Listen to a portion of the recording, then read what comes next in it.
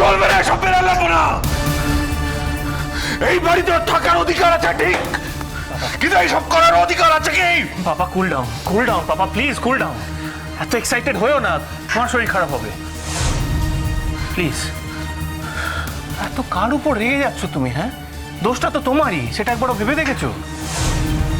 তুমি তো তোমার স্ত্রীকে এত বছর ধরে শাসন করনি, তাকে মাথায় তুলেছো, তাই তার ফল আজ ভোগ করতে হচ্ছে। এরকম ছিল না, ছিল না এরকম, অন্যরকম ছিল।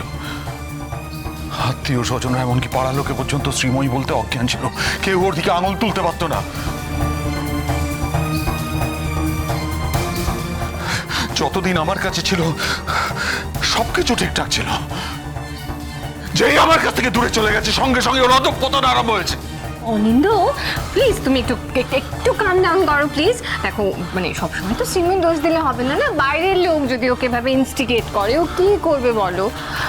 দেখো, আমি পরকে দোষ দিই না, ঘরকে দোষ দিই আগে। আরে বাবা, পরের লোকরা তো বসে আছে এসব সমালোচনা করার জন্য। তুই একটা এত বয়স হয়ে গেছে, মেয়ে মানুষ, তোর এতগুলো ছেলে মেয়ে, তোর একটা বিচার বিবেচনা নেই ক?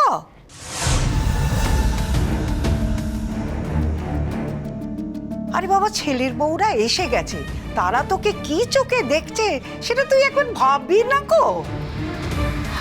আমার তো সবচেয়ে বেশি খারাপ লাগছে কি আর জন্য। মাসি, তুমি আমাকে একটা কথা বলো, যদি পরের দিন গিয়ে মাকে দেখতো সকালবেলা, মানে কি ডিফারেন্স হতো? হ্যাঁ, তুমি ওদিকে তাকিয়ে একবার দেখো, তোমারও খারাপ লাগবে। নতুন বউয়ের মুখটা কিরকম শুকিয়ে গেছে বলো তো? ওর জীবনে এরকম ভুল সজ্জা আর আসবে? এটা একটা স্পেশাল দিন। তাই তো, তাই তো। Good morning. হ্যাঁ। কি নিয়ে রাউন্ড টেবিল কনফারেন্স চলছে? আন্টিকে নিয়ে? বাবা, তুমি তো একবারে আন্টি বলতে অজ্ঞান, তার সম্পর্কে কোনো কথাই তো বলা যাবে না কো। সকাল সকাল শুরু হয়ে গেছে আন্টিকে নিয়ে রোজ নামচা। না, কাল রাত্রে যা ঠিক আছে বাবা, ঠিক আছে, আমি আর কোনো কথা বলবো না, আমার মুখ দিয়ে একটা শব্দ বেরোবে না। আমার এই অশান্তি ভালো লাগে না কো। কি ব্যাপার কিয়া? কাল রাতে সবে ফুলসজ্জা গেল, তুমি এত সকালে নিচে চলে এলে? আন্টি জানে? আন্টির জানার সুযোগ কোথায়? আন্টি তো বাড়িতে নেই। ও, আন্টি কোথাও বেরিয়েছে নাকি? হসপিটালে। হসপিটালে? কখন গেছে? আমি তো কিছুই জানি না। সেটা নিয়েই তো কথা হচ্ছে, আমরা কেউই জানি না। মাঝরাতে রোহিত সেন কখন এসে ওনাকে হসপিটালাইজ করেছে। না, তোমাদের কারোর জানার তো কথাও নয়। একতলা দোতলা তো কমপ্লিটলি আলাদা। দোতলায় কিছু হলে একতলার লোকজন জানবে কি করে? আন্টি যখন ক্রাইসিসে পড়েছে তখন আন্টি নিজের লোকজনদেরই জানাবে, সেটাই স্বাভাবিক। আর এ বাড়িতে আন্টির একতলায় নিজের লোক আছে বলে তো আমি জানি। সময় হলে নিশ্চয়ই আমায় ডাকতো, বাট জানে যেহেতু যে আমি তোমার সঙ্গে রুম শেয়ার করি, তাই জন্য আমাকেও ডাকেন। আমরা কেউ ওর নিজের লোক নই, আমরা কোনোদিন ওর নিজের লোক ছিলাম না। নিজের লোক একমাত্র ওই রোহিত সেন। পাপা, একটু র্যাশনালি ভাবার চেষ্টা করো। আজকে রোহিত আঙ্কেল যে জায়গায় দাঁড়িয়ে আছে, তুমিও এক্স্যাক্টলি সেই জায়গাতেই দাঁড়িয়ে আছো। তুমিও আউটসাইডার, রোহিত সেনও আউটসাইডার। পাপা, আন্টি এই দুজন আউটসাইডারের মধ্যে কাকে বেছে নেবে সেটা তো আমরা ডিসাইড করতে পারি না বাবা। এটা তো কমপ্লিটলি আন্টির ডিসক্রিপশন। আন্টি নিশ্চয়ই মনে হয়েছে যে রোহিত আঙ্কেলের কাছ থেকে আন্টি অনেক বেশি হেল্প পাবে, তাই জন্য তোমায় ডাকেনি, রোহিত আঙ্কেলকে ডেকেছে। ঠিক আছে, ঠিক আছে, তোমার সঙ্গে এই ব্যাপারে আমি কোনো আলোচনা করতে চাই না। সেটাই বেটার পাপা। আমার মনে হয় না এই ব্যাপারে তুমি আর আমি এগ্রি করবো। তা ঠিক, তা একবার ভেবে দেখো তো অঙ্কিতা, মানে মায়ের বয়ফ্রেন্ড মাঝরাতে তার পরিবারের কাউকে না জানিয়ে মাকে নিয়ে সোজা হসপিটালে চলে গেল। হ্যাঁ, দ্যাট ইজ নর্মাল। এই যাত্রায় যদি মায়ের কিছু হয়ে যায় তখন তখন তো লোকে আমাকে বলবে। হ্যাঁ, ধরে নিলাম পাপাকে বলবে না, কারণ যতই পাপার সঙ্গে ডিভোর্স হয়ে গেছে কোনো সম্পর্ক নেই, কিন্তু আমার সঙ্গে তো আছে, আমি তো এখনো তার ছেলে।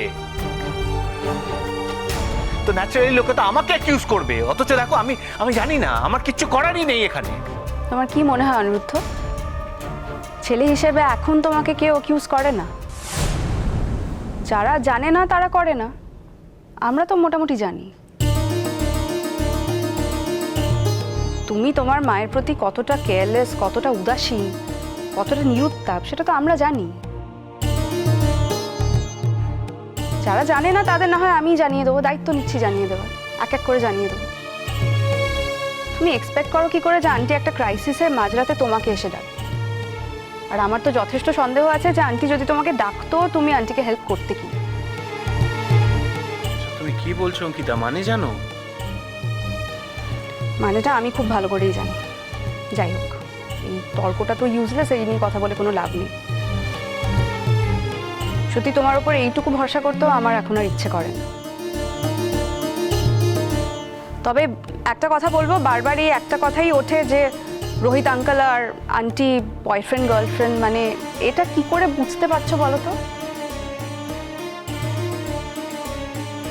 আন্টি কি কোনোদিন এই ডেক্লারেশনটা দিয়েছে যে রোহিত আঙ্কেল আন্টির বয়ফ্রেন্ড, নাকি রোহিত আঙ্কেল কোনোদিন এই কথাটা বলেছে? তাহলে এই কথাটা ধরে নেওয়ার অধিকার তোমাদের কে দিচ্ছে বলো তো? দুটো মানুষের মধ্যে কি সম্পর্ক একটা তৃতীয় ব্যক্তি বাইরে থেকে দেখে সেটা ঠিকঠাক বলতে পারে? কখনোই বলতে পারে না। তোমাদের যেরকম মনে হচ্ছে যে ওরা বয়ফ্রেন্ড গার্লফ্রেন্ড, আমার সেরকম মনে হয় যে ওরা একেবারেই সেরকম নয়। ওদের মধ্যে যেটা আছে সেটা শুধুমাত্র ফ্রেন্ডশিপ, একটা আত্মীয়তা, আর কিছুই নয়।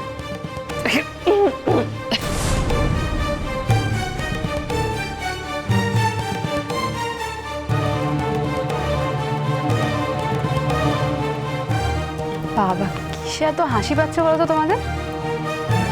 Sorry sorry. Why are you laughing, June aunty? তোমার জীবনে যেটা ঘটেছে সেটা যে সকলের জীবনে ঘটবে তার তো কোনো মানে নেই বলো। তুমি যেরকম ম্যাটেরিয়াল দিয়ে তৈরি, আন্টি সেরকম ম্যাটেরিয়াল দিয়ে তৈরি নয়।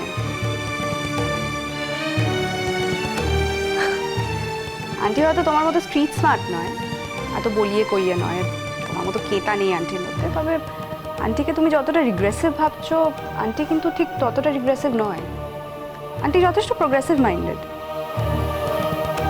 তুমি হয়তো একটা পুরুষের সঙ্গে বন্ধুত্ব করার কথা ভাবতেই পারো না, মানে শুধুমাত্র বন্ধুত্ব তুমি রাখতেই পারো না, বাট আন্টি পারে। যাই হোক, why am I wasting my time? Aunty কিরকম সেটা তোমাদের বুঝতে এখনো অনেকগুলো বছর লেগে যাবে। আদৌ কোনোদিন বুঝতে পারবে কিনা তারও কোনো ঠিক নেই, বুঝলে ঠাম্মি? বাবা, তুমি তো দেখছি এখনই সব বুঝে গেছো। তা বুঝেছি, হ্যাঁ ডেফিনেটলি একটু তো বুঝেছি। দেখো অঙ্কিতা, মায়ের হয়ে তোমাকে কেউ এখানে ক্যাম্পেইন করতে ডাকেনি। Shut up. আমি কার হয়ে ক্যাম্পেইন করবো আর করবো না সেটা শুধুমাত্র আমি ডিসাইড করবো। So don't try to tell me that. আর আন্টির হয়ে ক্যাম্পেইন করার কোনো দরকার হয় না। আন্টি নিজেই চারদিকে আলো ছড়িয়ে রেখেছে, শুধুমাত্র যারা অন্ধ তারা সেই আলোটা দেখতে পায় না। হ্যাঁ সেই তো, এখন খুব ভালো ভালো কথা বলতে শিখেছো। কে শিখিয়েছে? তোমার আন্টি না ওই রোহিত সেন? কার নামটা বললে তোমার বেটার লাগবে বলো, আমি তার নামটাই বলবো। কার নামটা বললে তুমি আন্টির প্রতি বেশি এজিটেটেড হয়ে যাবে, তোমার ইগোটা স্যাটিসফাইড হবে বলো, তেমনি আমি তার নামটাই তোমায় বলবো। অনেক বড় বড় কথা বলেছো। বাইরের লোক যখন দেখবে, এই পাড়া প্রতিবেশীরা, যে মাঝরাত্রে বাইরে থেকে একটা লোক এসে এই বাড়ির বউকে নিয়ে বেরিয়ে... ওয়েট, বাড়ির বউকে? আন্টি তো এ বাড়ির বউ না। আন্টি তো এ বাড়ির ডিভোর্সি বউ। ওই একই হলো। না বাবা, ব্যাপারটা এক হলো না। যদি ব্যাপারটা এক হতো তাহলে কি সকালবেলা তুমি জুন আন্টির সঙ্গে টাইম স্পেন্ড করতে? তুমি তো এতক্ষণ হসপিটালে থাকতে আন্টির কাছে। তুমি তো আন্টির সঙ্গে 25 বছর সংসার করেছো পাপা। কোনোদিন তো কোনো বাইরের লোককে ইনভলভ হতে হয়নি। আন্টি কোনো বাইরের লোকের সাহায্য তো চাইনি। আই এম প্রিটি শিওর চাইনি। তোমরাও আন্টিকে সাহায্য করেছো কিনা সেটাও আমি জানি না, বাট কোনো বাইরের লোক তো ইনভলভ হয়নি পাপা।